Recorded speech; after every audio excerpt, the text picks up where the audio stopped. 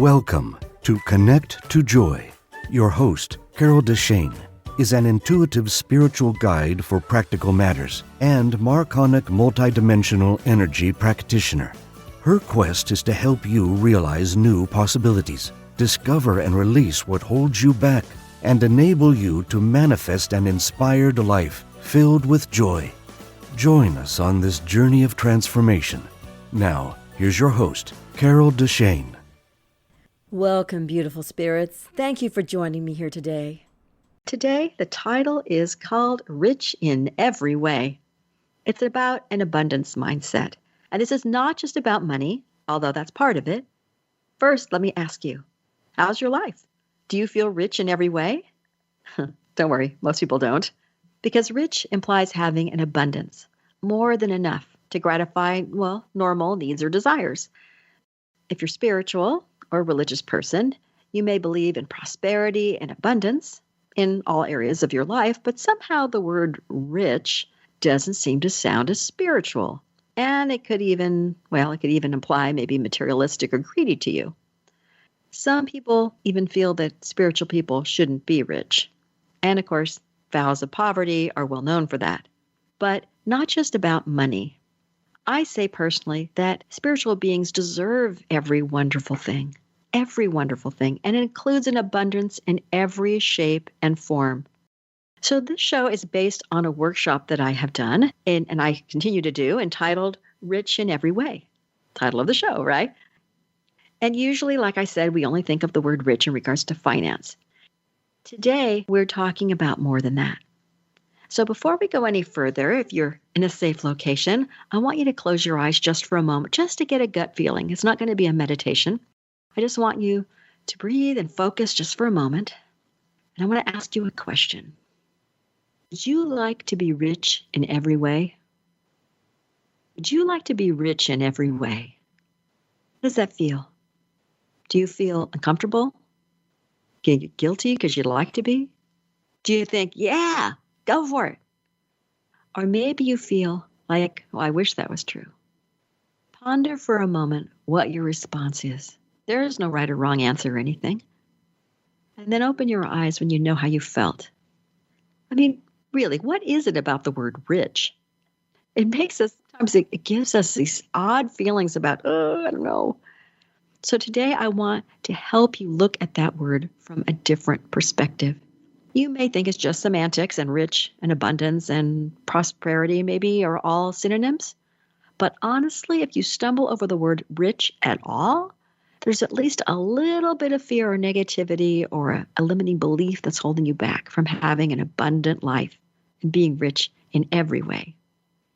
The goal is to help you change your mindset today just a tiny little bit, or maybe a lot, and maybe even to release this limiting belief you may have partially, or maybe even totally if you have something that's holding you back. The plan today is to look at different ways to be rich. And I'm going to talk about the five-legged chair, which you'll learn about in a minute.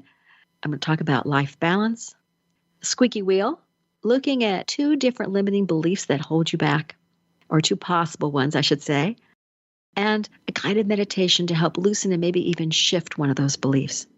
And then lastly, we're going to look at 5 ways to shift your focus and up your vibration so that you allow yourself to actually deserve this being richer in every way. So first, I'm going to talk about something a little odd. It's called the five-legged chair. It's just what I call it. Because when I was, quite a bit younger, and I had a really, really old office chair at my office, it had that crossbar at the bottom. It was a rolling chair, but the crossbar made out of wood, and it had the casters in the 4 corners. But if you reach for something in one of those chairs and you reach a little too far and that little leg isn't directly underneath you, you're in the space between, and all of a sudden you may be on the floor. Because all of a sudden you tip over and you go bang. And every once in a while that would happen, and my boss would go, "Are you okay out there?" And I go, "Yeah, it's just me. It's the stupid chair again." So as soon as they became available, I ended up with a different kind of chair. One that had 5 legs, because it instead of a crossbar, it was made of plastic, so it had the 5 wheels. And you really had you had to try really hard to be able to tip that one over. So you had more balance in this new chair. So just like your life can be imbalanced in one area of your life then you're going to end up falling. Your life is not going to be working for you. The 5 legs of the chair I consider pillars for your life. Now, obviously, there's rich in money, right? To be rich in every way. There's a lot of different options, but I'm just going to go with 5 right now. When I talk about money and I say rich in money, I'm talking about assets like maybe a lawyer would categorize that you can put a valuation on. So we're talking about cash, obviously, money in the bank. Maybe you own stock or securities, bonds. Maybe you own real estate, you own your home, you own your car. If you have a collection of something that has value that you can put on, and not like maybe a CD or something unless it's valuable, a collector's item, it would be more, we're thinking about any investments, property that you own, anything like that, as well as the cash in your hand. That's all about being rich in money. We all want to feel secure in that, don't we? We all want to feel like we have enough in that area, or that we have an abundance so that we can share with others maybe. We can send our kids to the schools we want to send them to.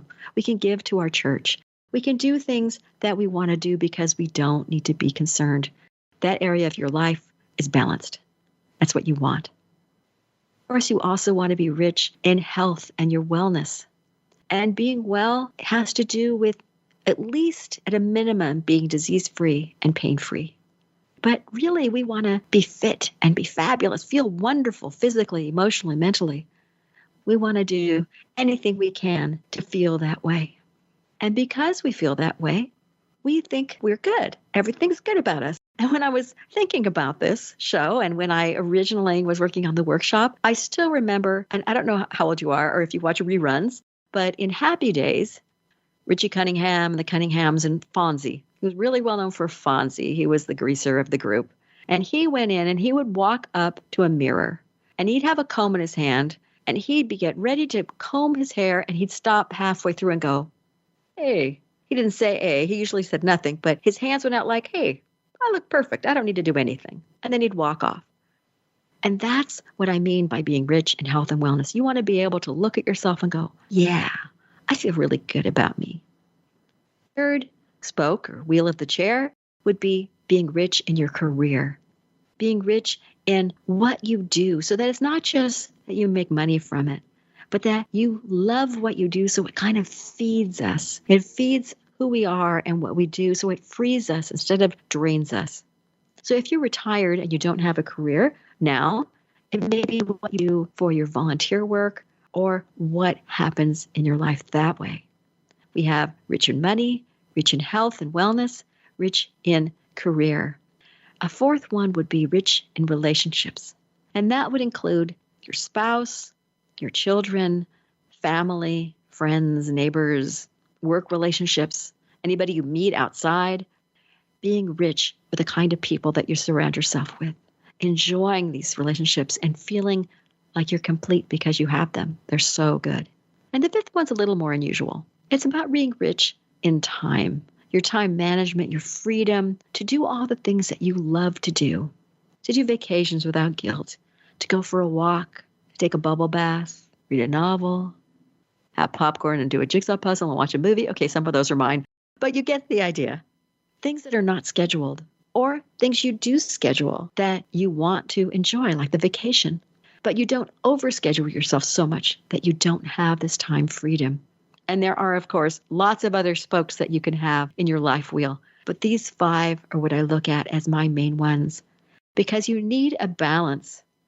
You need a balance so you have all of those things. Like the chair, you don't want to fall over and constantly think about yourself being on the floor. You want to be able to think of yourself and what your goals are. You want to feel like you're not juggling the things that aren't working to the detriment of the rest of your life. Most areas of your life may feel really good, but you may have one bad area that kind of squeaks a little, that makes you pay attention to it.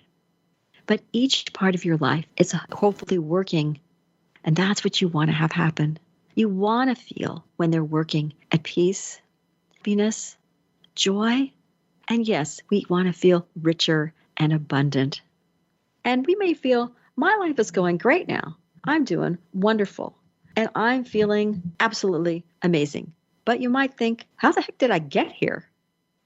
And if you're thinking that, then I can help you. Plus, if you aren't there, if you don't know how you're getting there, you might wonder, how do I get to this place of balance and joy? Well, one thing we do, I want to talk about the squeaky wheel.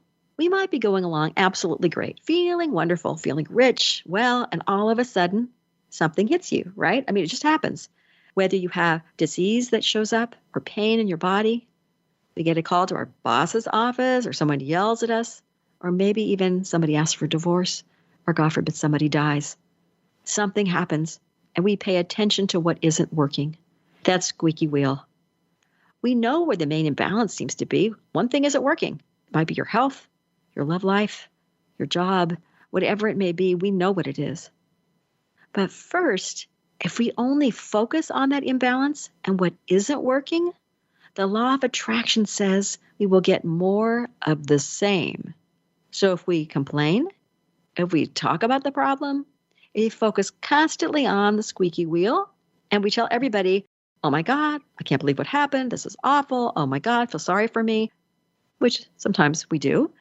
We get the opposite of what we want because what we want is not more squeaky wheels, right? We want less than that. So what we want is to focus on different than that. We don't want to focus on the squeaky wheel. Because if you focus on someone being mean or critical, we'll get more of the same. If we focus on the part of our job we don't like, we'll get more in that area, more stress, more problem. And the second thing is that the squeaky wheel may not actually be what needs to be fixed. It may be the symptom of what's happening and not the cause of the problem. Lots of people, I have to tell you, can see what's happening on the outside and with other people, but they can't see themselves.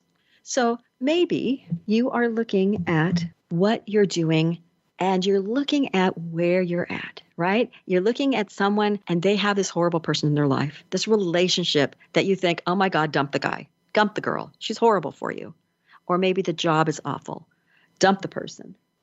Don't worry about it.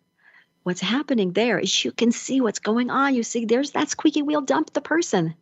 And then they dump them and you go, yay, this is great. Oh my God. And then they get another relationship and it's the same kind of squeaky wheel. It looks like the same relationship. And you're going, wait a minute, they dumped the person. Why do they have another one like it? But maybe the cause of the squeaky wheel is our self-confidence. Maybe it has to do with knowing that you're good enough or smart enough to have someone that's better for you in your life or to have a job where you're treated better. And so what you need to adjust isn't the squeaky wheel itself. And maybe you need to adjust that, but you need to adjust what's underneath that. What is the cause? What do we focus on first? If we don't focus on the squeaky wheel, what do we do? Well, I'm going to tell you a little bit about my divorce and how I got to learn this lesson. I was in the middle of my divorce and I started reevaluating my life. Okay, I made the mistake, I think it was a mistake, well, it was a lesson, of starting with what wasn't working. I was looking at those squeaky wheels. And if you're at a low point in your life, that can be really depressing. I mean, I wasn't going to have a husband, which felt like a failure. My job was okay, but I didn't feel like I was making a difference. My home life was not so good because we shared the house during the divorce. We didn't have any kids, but for 6 months we were sharing the house. Wasn't so great. Finances were, of course, a little messed up because it's a divorce, but you can do it to somebody. So those squeaky wheels can get really loud, and if you're only focusing on those, you can get in, and that's a good, kind of depressing. But when I started working with a life coach and looked at what was rich in my life, my friends were amazing then. My sister, my health was perfect. It was no problem. And my spiritual life was growing by leaps and bounds, as well as, of course, my learning about who I was, my personal development was really growing richly. I learned from experience to look at the areas that I did feel rich on first. Otherwise, I'd totally beat myself up and I was going into a downward cycle. So be aware to look at what does work first. So if we look at different areas of our life and see what is working first, then pat yourself on the back. Things are working. You're doing well. Look at those parts of your life. But we don't do that very often, do we? I mean, look at your job or your significant other, your children. What is going well with you? And then once you look at that, look at the layer underneath that and see, why is it working? What is it about these things that work? Why is your maybe love life in such a great shape? Why do you love this person and why is it working so well? Go as deeply as you can and write down what you find. Because then as you find different areas of your life, you might find a pattern in how and why these things work. Because after that, you can look at that squeaky wheel and you can see, oh, I needed maybe in the relationship, you feel listened to and appreciated in your love life. But in your job, because your boss doesn't listen to you or appreciate you, maybe that's why your job isn't working. If you can do that, then you can go ahead and really see what is missing in your life and what you need to do to get from here to there. When you look at your life and you look at those 5 spokes of the wheel that I was talking about, your health, money issues, relationships, career, and your time, what one area is the squeakiest right now?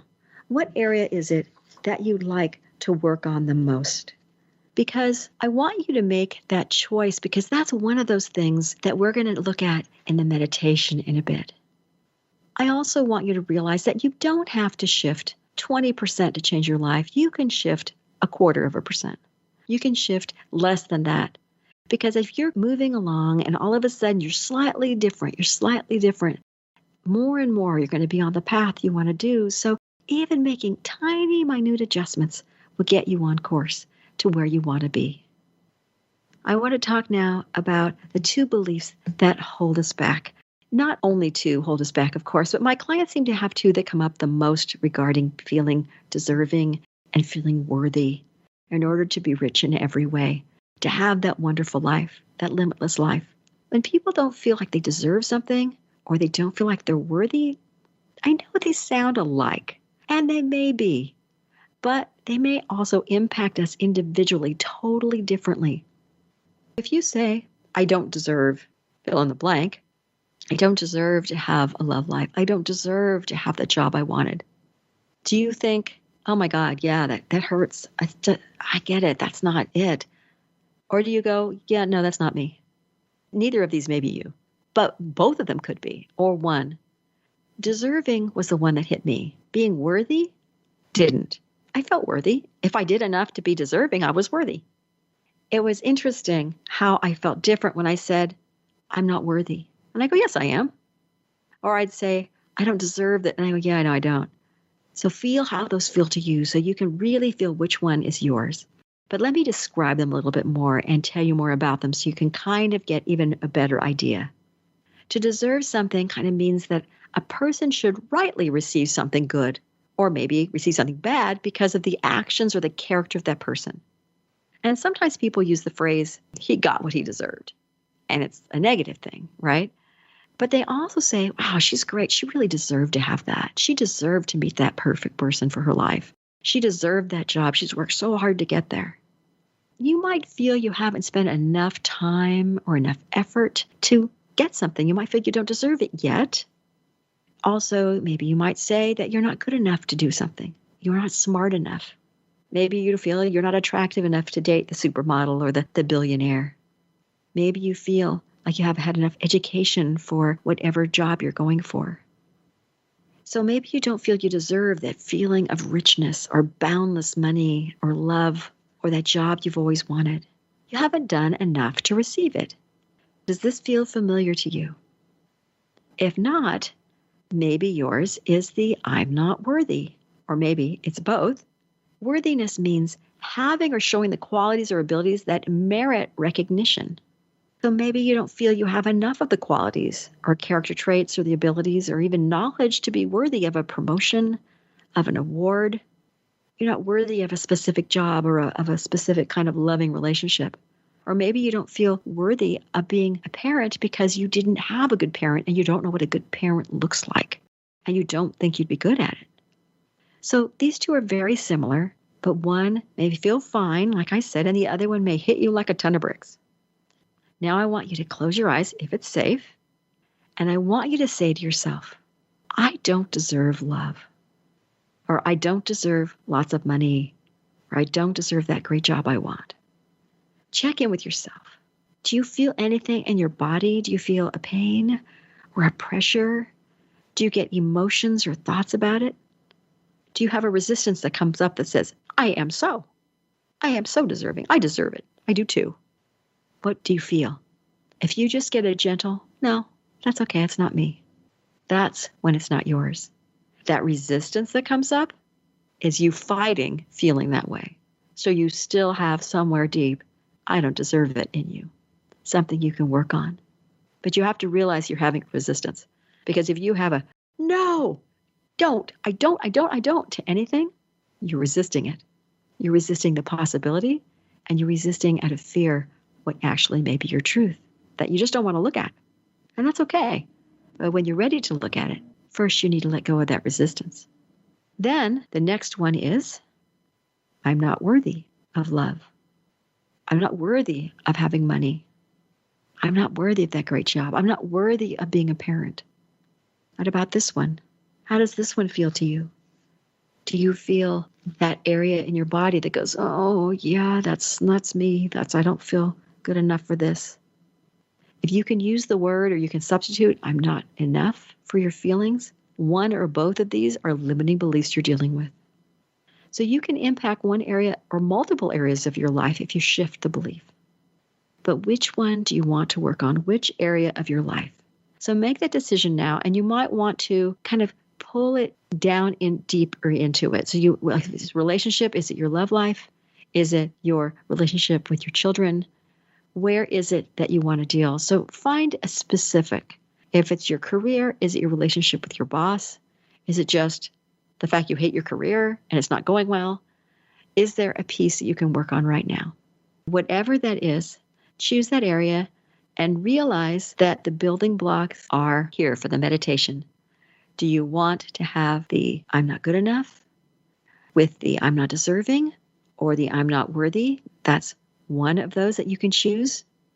I want to make this meditation tailor-made as much as I can for you. And then of those 5 areas of your life, where do you need more richness and more help? Where's that squeaky wheel? Which one? Pick the area and focus in, like I said. And then let's get ready for that meditation. So if you can sit down, if you aren't already, and if you can close your eyes, I'll go ahead and count you into the meditation. And this will be a little longer than some of the other ones because I want you to be able to really get deep into this. So take a breath, and you're at 1, pulling in whatever you're feeling from the day and letting it release for the moment. 2, feeling that peace start to pull over you, feeling it start to go through your body and release any tightness, any worry. 3, allowing yourself to feel safe and calm, feeling at peace. 4, allowing your highest good to come in, to work through you, to help you be all you want to be. And 5, feeling relaxed and ready to move into this next session. And you see a great glass elevator in front of you, kind of like one from Willy Wonka that can go in any direction. So step into the elevator and program it for that area of your life you want to go. There are buttons there. Just push the button and allow it to whiz you off into whatever area of your life that you want to change. And when the elevator stops, look out. As the doors open, you can see fog in front of you. And behind it, you can see that area of your life the way you've always wanted it to be. Your perfect vision for that area of your life. The fog in front of you is what's holding you back. It's that I'm not worthy.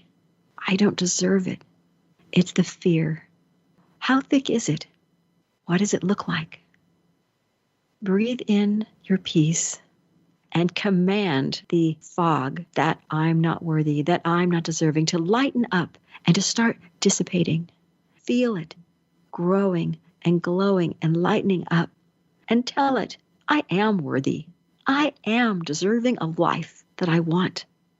And command it from the depths of your being. And watch the fog start to lighten and clear, at least a little bit, as you do that. And then feel it again. Command it again. I am worthy. I am deserving of every wonderful thing. and watch that fog lighten some more as your subconscious mind starts allowing this to be your truth.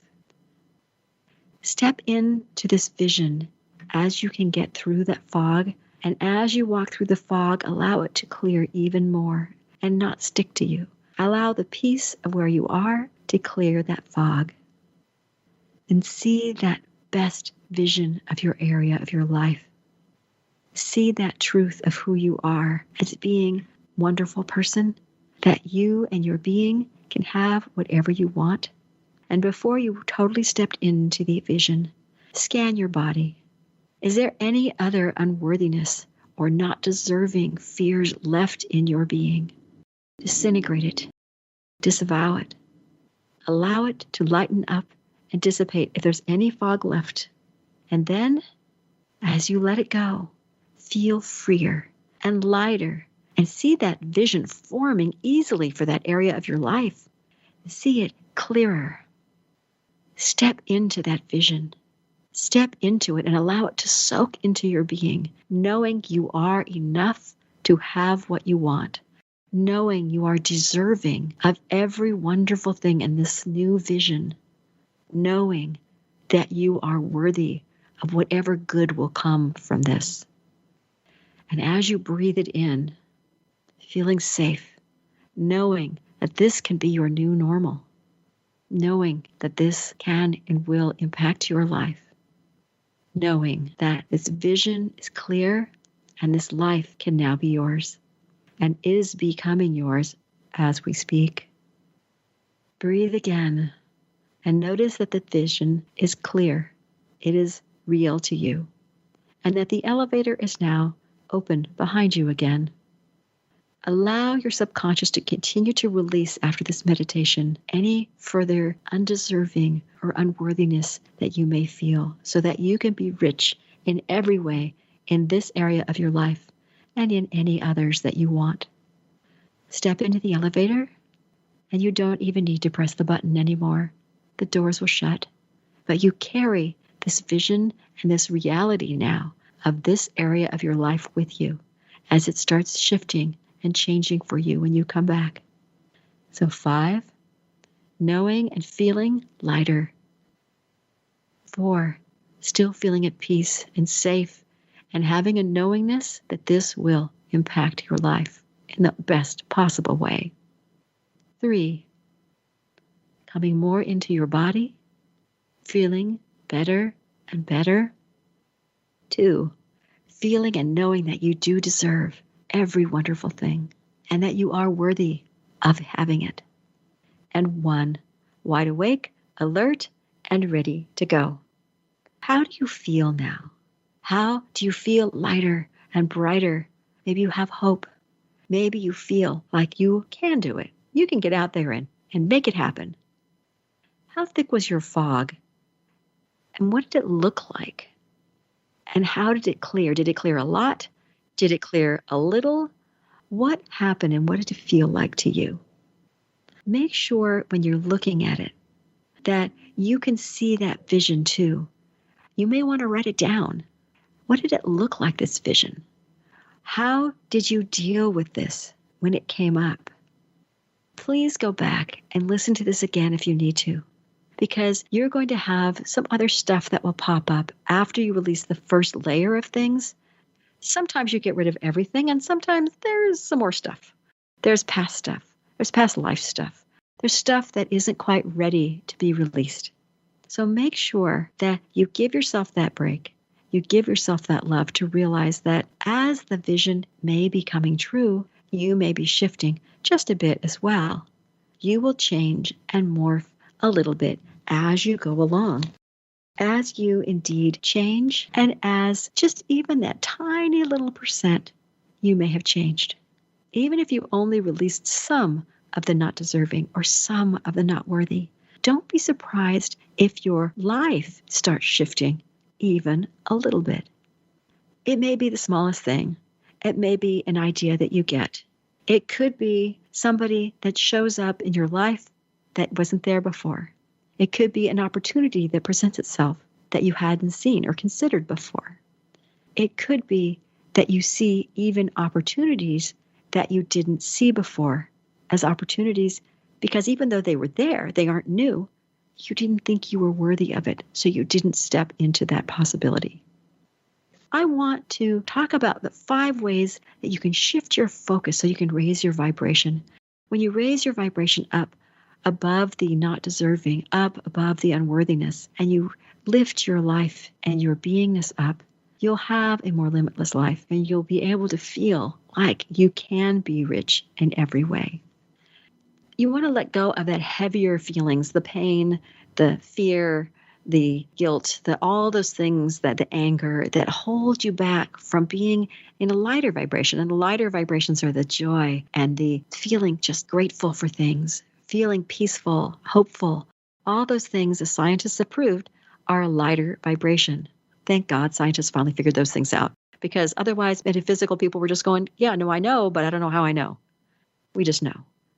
So the first way to shift your focus is, of course, a guided meditation like we just did, a guided visualization, because it gets deep into your subconscious and it can help your mind shift you. It can help that subconscious kind of look at those old limiting beliefs or fears, and you can really start working with those. It may seem like you're just imagining things when you're being led through all sorts of interesting, wild, and wacky things, depending on the person leading you. But honestly, if you do the work, you're going to see a difference. And it's really surprising how your life can look richer by just working on your subconscious mind and those beliefs that we hold on to. I do have quite a few of them, which I mentioned earlier in my YouTube channel. They are some of the first ones I did. I haven't done them for a while, so they might be a little more buried. When you go into YouTube, if you're interested, go to my channel or go to Carol DeChaine. There is a lady there that has interesting music that isn't me, but you'll find the Joy Corner there, and all of mine, or most of mine, have a little blue thumbnail with my picture on it. And when you look at that and you also include the search for either guided visualizations or guided meditations, a bunch of them will come up, and they're specifically targeted, so you can try some of those and see if those, and of course those are free, to see if they'll help you and which ones call to you if you need something like that. That's one way. Another way to shift your focus is to use a movement that aligns your spirit with your body. So, of course, yoga is the first thing that comes to mind, but Pilates also seems to be something that's similar. But any kind of movement, it could be jogging. I don't know if people jog anymore, now they call it running. It could be working out. Whatever helps your body align with your spirit and your emotions and shifts you higher, that's something you can use. Of course, you can also go to a life coach, which is what I did, which I'm not sure I mentioned. When I was going through some things, I went to a life coach, and she helped me raise my vibration. She helped me see the grateful things to be grateful for and to really work on getting results. It'll help you shift your mindset so that you can get a life that's richer. But make sure when you find a coach, whether it's me or whoever it may be, that you find one whose energy feels good to you, because you want to make sure that it feels right. And there are some who specialize in what you want to work on, but some of us are a little more global, because I find that even when I try and specialize, my clients always want to work on the whole person. So even if they come to me for money or they come to me for an intuitive thing, they want to work on other things too. So therefore, I end up working on all the different things, even though I might specialize in people going through change and people shifting their life. It's all over the map. Because also a life coach can help you release those limiting beliefs and fears and focus on what you do want and help you find that step-by-step approach so that you can really connect with them, that you have someone that you can account to have an accountability partner, so that when you want to make changes, you don't just kind of float along and get around to it when you get around to it. You kind of have to check in with them to make sure you kind of done your homework. And that's kind of some people are better needing that, and other people don't need it as much. I'm someone that does. So I always really appreciated having a coach. And I am there to help the person be as accountable as they want to be. I don't push that on them, but someone says, how do you want me to help you to hold yourself accountable for it? The fourth thing you can do, another way, is to do straight out energy work that helps you raise your vibration, to sort of do it more directly rather than going around about doing it. There are lots of different types of energy you can use. You can use things like Reiki or EFT tapping. I did a lot when I was going through my divorce. It was miraculous for me at the time. I currently use marconics, which really raises people's energies quite high. So you have to be comfortable with that kind of energy if you work with me. Only when I do the marconics with the person, of course. But whoever you work with, again, make sure you're comfortable with the person, that you like their energy. And also that if the energy doesn't feel right, that's either their energy or the type of energy you're working with. If EFT doesn't work for you, you want to try something else. You might try Reiki or marconics or one of the other types. Then at that point, you go, no, this doesn't feel right. Keep trying, because there are different ones that will help you feel higher and brighter and lighter.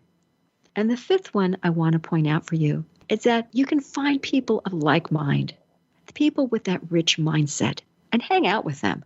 There are so many people who whine and complain, who are having a problem with life, and they don't want to get better. Well, they might want it, but they whine about it.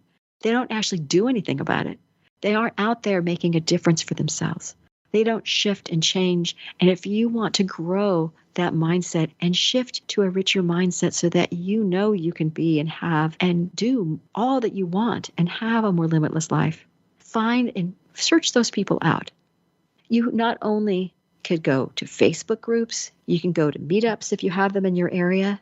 You can listen to different podcasts and radio shows until you find those people that you connect with. And you can even look into Hay House, because Hay House has so many different programs, audio programs that you can, and video programs, all sorts of stuff that you can purchase. Some of them are free, that you can go in, you can really connect and see who you connect with of their authors. I know Dr. Joe Dispenza just had 3 free audio, so you could see if you liked him, so that then you could purchase something if you wanted to. And they always have that at the end, of course. That gives you an idea of who you're comfortable with. If you like what they say, if you go, oh my God, I haven't thought of that this way, or this may change my life. Those are the people you want to learn from, the people you want to kind of hang out with, whether in person or listening to. The higher the vibration, the more things will shift, and the more you can be aware of new possibilities. So remember that you can have a richer life. Remember that your life, when it's out of balance, that's when things aren't working. If it's out of balance, it's going to hurt all of your life, because you're going to be paying attention to what isn't working.